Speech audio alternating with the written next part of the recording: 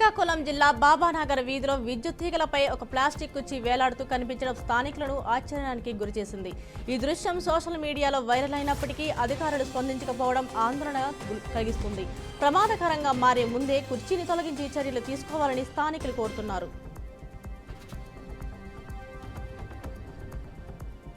పల్నాడు జిల్లా పెదగార్లపాడు శ్రీ సిమెంట్ ఫ్యాక్టరీలో అకస్మాత్తుగా తొలగించిన కాంట్రాక్ట్ కార్మికులు తహసీల్దార్ కార్యాలయం వద్ద నిరసన చేపట్టారు.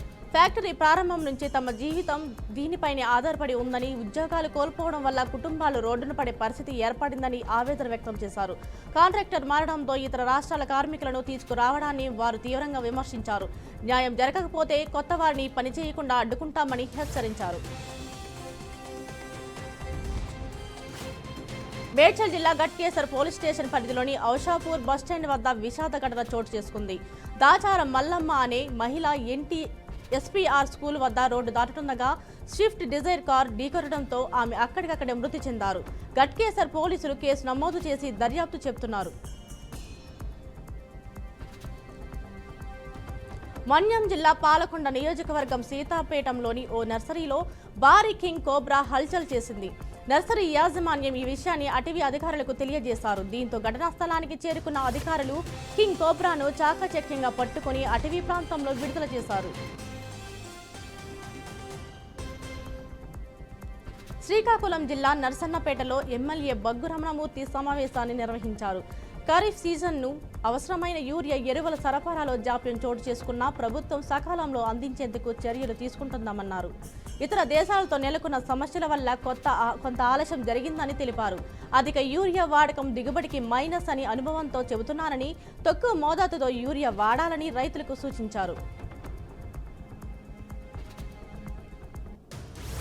మియాపూర్ ప్రశాంత్ నగర్లో సెల్లార్ తవ్వుతుండగా కంప్రెసర్ పనిచేస్తుండగా శ్రీను అనే కార్మికుడు విద్యుత్ షాక్తో మృతి చెందాడు. అతని మృతిని శ్రీకర హాస్పిటల్ తుది నిర్ణయించింది.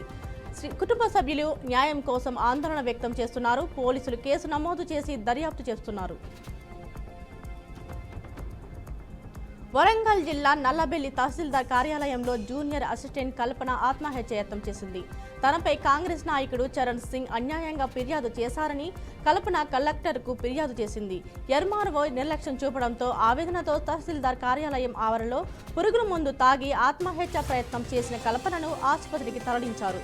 పోలీసులు కేసు నమోదు చేసి దర్యాప్తు చేస్తున్నారు. శ్రీకాకుళం పలాస రహదారిపై పీడీఎస్ రైస్ పట్టివేత. టెక్కల నుంచి బరంపురం తరలిస్తున్న 220 పీడీఎస్ రైస్ బస్తాలు పట్టుకున్నారు. సుమారు 11,000 కేజీల బియ్యాన్ని రెవెన్యూ అధికారులకు అప్పగించారు. కాశీబుగ్గ సీఐ స్థానిక పోలీస్ స్టేషన్లో ఉన్న ఐసర్ వ్యాన్లలో ఉన్న బియ్యం తనిఖీ కోసం సిఎస్డిటి తిరుపతిరావు రవాణా చేశారు. శ్రీకాకుళం జిల్లా పలాస రైల్వే స్టేషన్ పరిధిలో ఒరిస్సా రాష్ట్రానికి చెందిన గంజాయి ముఠాను కాశీబుగ్గ పోలీసులు పట్టుకున్నారు. ముఠాతో పాటు సుమారు 6 కేజీల గంజాయితో పాటు ఒక సెల్ ఫోన్ స్వాధీనం చేసుకున్నారు. ఈ వివరాలు కాశీబుగ్గ డీఎస్పీ వెంకట అప్పారావు మీడియా సమావేశంలో వెల్లడించారు. యాదగిరిగుట్ట తహసీల్దార్ కార్యాలయం ముందు సిపిఐ ఆధ్వర్యంలో రైతులు ధర్నా నిర్వహించారు. రైతులకు సరిపడా యూరియా అందజేయాలన్నారు. వర్షాల వల్ల పత్తి పంట నష్టం జరిగిన రైతులకు ఎకరాకు 50,000 రూపాయలు, వరి పంట నష్టం వలన ఎకరాకు 25,000 రూపాయలు నష్టపరిహారం ఇవ్వాలని డిమాండ్ చేశారు. పట్టణంలో ర్యాలీ నిర్వహించి తహసీల్దార్ కార్యాలయానికి ఎంఆర్ఓకు వినతి పత్రం అందజేశారు. వనపర్తి జిల్లా గురుకుల పాఠశాలలో ఎలుకలు కొరికే ఘటనలో 10వ తరగతి విద్యార్థులను అస్వస్థతకు గురయ్యారు. అర్ధరాత్రి జరిగిన ఘటనపై గురుకుల ప్రిన్సిపాల్ విద్యార్థులను బయటకు తెలియకుండా నర్సు వెంట పంపించారు. ఉదయం ఆర్బీఎస్కే బృందంతో పరిశీలించిన తర్వాత పరిస్థితి విషమంగా ఉండడంతో విద్యార్థులను ప్రభుత్వ ఆసుపత్రికి తరలించారు.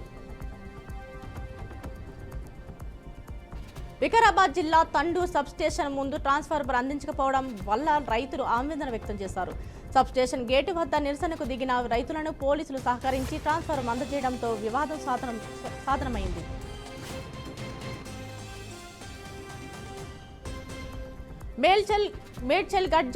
మేడ్చల్ మల్కాజ్ ఉద్యోగం రాలేదని యువకుడు ఆత్మహత్యకు పాల్పడ్డాడు. పోచారం ఐటీ కాడిరా పరిధిలో అహ్మద్ ఫాహీమి దుబాయ్లో 2 ఏళ్లు పనిచేసి హైదరాబాద్ తిరిగి వచ్చాడు. ఉద్యోగం కోసం ప్రయత్నించినప్పటికీ ఏ ఫలితం లేకుండా మానసిక ఆందోళనతో పడక గదిలో పురుగుల మందు తాగి ప్రాణాలు కోల్పోయాడు. మృతుడి తమ్ముడు ఫిర్యాదు మేరకు పోలీసు కేసు నమోదు చేసి దర్యాప్తు చేపట్టారు. ప్రకాశం జిల్లా మార్కాపురంలో మెడికల్ కాలేజ్ పనులను మంత్రి బాల Veeranjaneya Swamy, sub collector MLA కందుల నారాయణరెడ్డి పరిశీలించారు. గత వైసీపీ ప్రభుత్వం మెడికల్ కాలేజీల నిర్మాణాన్ని ఆగిపోయేలా చేసిందన్నారు. పీపీపీ మోడల్లో 2026-27 విద్యా సంవత్సరంలో తరగతులు ప్రారంభిస్తుందని చెప్పారు. మెడికల్ కాలేజీ పనులు ప్రస్తుతం 18.8% మాత్రమే పూర్తయ్యాయని, ఇతర మెడికల్ కాలేజీలను కూడా త్వరలో పూర్తి చేస్తామని మంత్రి చెప్పారు. శ్రీకాకుళం జిల్లా అమదాల వలసలో ఎమ్మెల్యే కోన రవికుమార్ ఆధ్వర్యంలో శ్రీశక్తి సభను మహిళా భాగస్వామ్యంతో నిర్వహించారు. కూటమి ప్రభుత్వ పథకాలు, ముఖ్యంగా దీపం 2, ఉచిత గ్యాస్ సిలిండర్, ఉచిత బస్ ప్రయాణం, ఎన్టీఆర్ భరోసా పెన్షన్, శక్తి యాప్, వడ్డీ రహిత రుణాల గురించి వివరించారు. ఆమదాల వలస నుంచి జూనియర్ కాలేజీ వరకు భారీ మహిళా ర్యాలీ నిర్వహించారు.